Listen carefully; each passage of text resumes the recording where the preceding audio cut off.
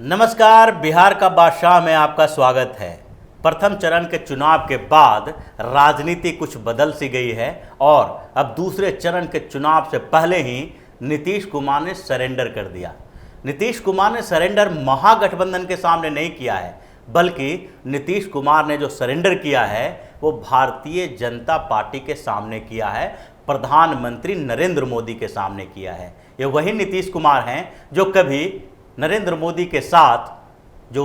Stage share करने से घबराते थे, जो उनके साथ स्टेज पर आना नहीं चाहते थे, और वही नीतीश कुमार आज प्रधानमंत्री नरेंद्र मोदी के नाम पर वोट मांगने लगे हैं। अब उनको अपने कामों पर भरोसा नहीं रहा, बल्कि भारतीय जनता पार्टी के नेता और प्रधानमंत्री नरेंद्र मोदी के कामों पर भरोसा लगने लगा है। उन्हीं से अब उनका बेड़ा पार लगेगा, ऐसी स्थिति नीतीश कुमार की हो गई है। क्योंकि नीतीश कुमार ने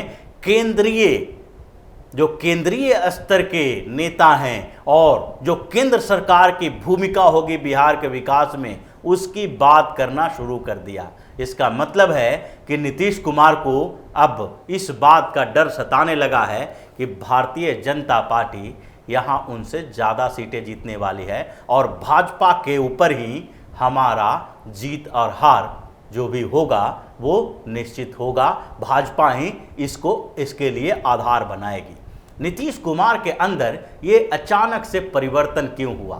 क्योंकि नीतीश कुमार नरेंद्र मोदी के खिलाफ ही रहे हैं। जब नीतीश कुमार ने जदयू और भारतीय जनता पार्टी के गठबंधन में चुनाव लड़ना शुरू किया तो 2005 और 2010 के विधानसभा चुनाव में जब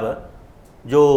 नरेंद्र मोदी गुजरात के मुख्यमंत्री हुआ करते थे तो उन्हें बिहार प्रचार के लिए बुलाने से मना कर दिया था। भारतीय जनता पार्टी उस समय कमजोर स्थिति में थी और नीतीश कुमार के नेतृत्व में चुनाव लड़ रही थी। भारतीय जनता पार्टी को अपने संगठन के ऊपर इतना ज़्यादा भरोसा नहीं था, इसलिए नीतीश कुमार ने भाजपा पे दबाव डाला और मोदी को बिहार में उनके साथ स्टेज शेयर करने का मौका नहीं मिला। उसके बाद जब 2014 में प्रधानमंत्री का उम्मीदवार भारतीय जनता पार्टी ने मोदी को बनाया तो उसके बाद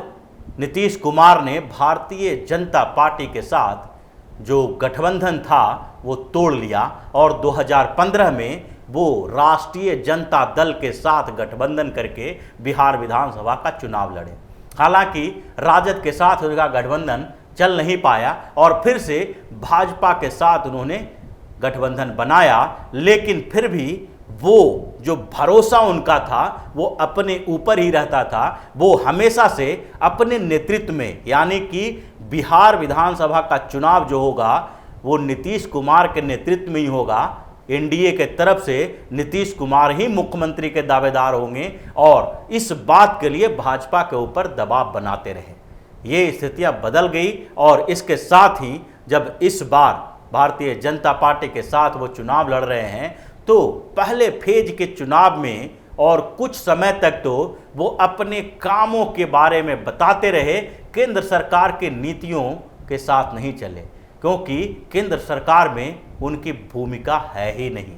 इसका भी एक बड़ा कारण 2019 के लोकसभा चुनाव के बाद पैदा हुआ था। 2019 में जब लोकसभा का चुनाव हुआ और भारतीय जनता पार्टी को अपार बहुमत मिली, उसके बाद नीतीश कुमार ने भाजपा के साथ बार्गेनिंग शुरू कर दी। नीतीश कुमार को महत्वपूर्ण और ज़्यादा मंत्रालय चाहिए था, जबकि भारतीय जनता पार्टी के नेतृत्व ने सारे सहयोगी पार्टियों को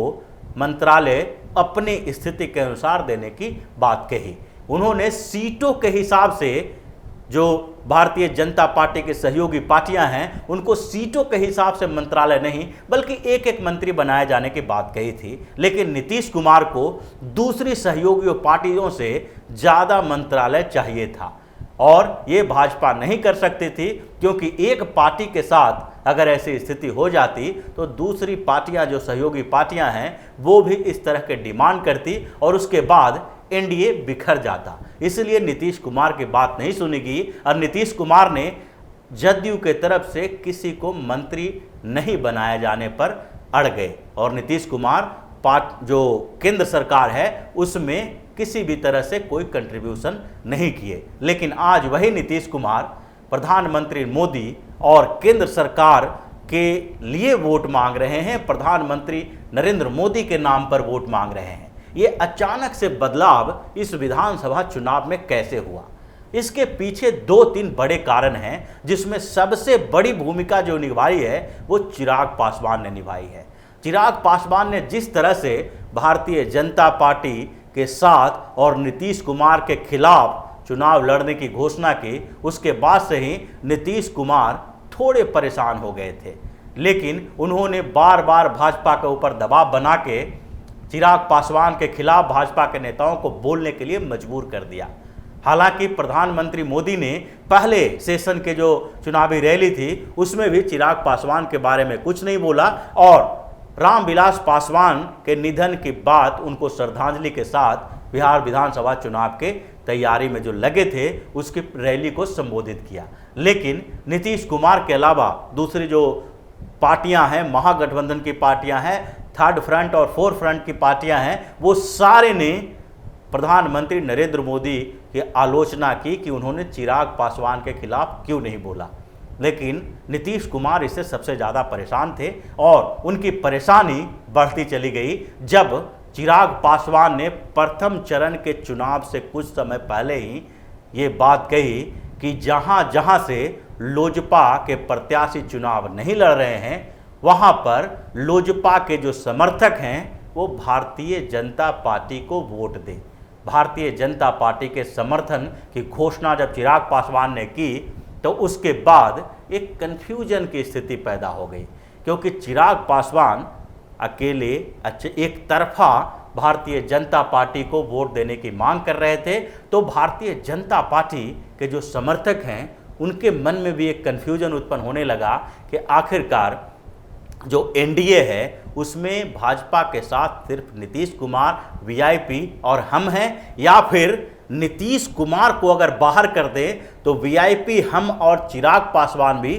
जो चुनाव के बाद समीकरण बनेगा उसमें शामिल हो सकते हैं। चिराग पासवान ने शुरू से ही ये बात कही कि किसी भी स्तर पर वो एनडीए में, जो केंद्र सरकार में एनडीए है, उससे अलग नहीं है और भारतीय जनता पार्टी से उन्हें कोई भी दिक्कत नहीं है। यहाँ तक कि उन्होंने अपने आप को प्रधानमंत्री नरेंद्र मोदी का हनुमान तक बता दिया था। तो ऐसी स्थिति में अब नीतीश कुमार के साथ कन्फ्यूजन हो गया कि अब भारतीय जनता पार्टी के समर्थक हैं जो उनके कैंडिडेट को वोट दें या फिर चिराग पासवान के लोजपा के प्रत्याशी को वोट दें। दोनों के स्थिति में जो कन्फ्यूजन पैदा हुआ उसके कारण नीतीश कुमार ने प्रधानमंत्री नरेंद्र मोदी के साथ सारी रैलियों में अपनी उपस्थिति दिखाना जरूरी समझा और